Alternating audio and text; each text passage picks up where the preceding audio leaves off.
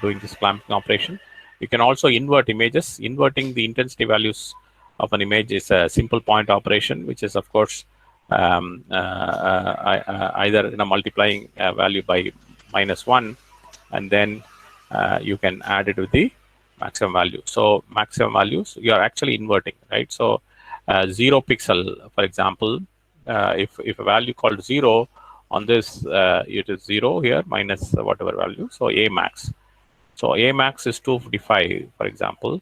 So a 0 is mapped to 255. Now, if you really look at the 0 to 255 line, and if you do a mapping function, now this is the output value f of a for values of a, then you will see something like this,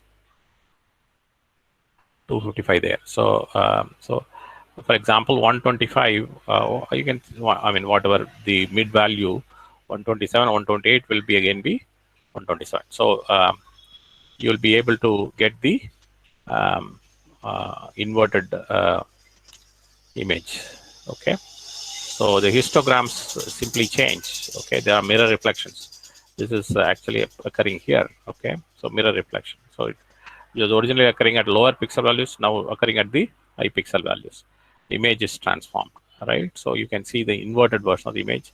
So similarly, what's called as the image negatives. Okay, so sometimes if some details of the image, this is a kind of a mammogram image. Okay, so any tissue, this thing like can be very clearly seen by subjecting this to what is called as the image negative. So it will be clear when you probably do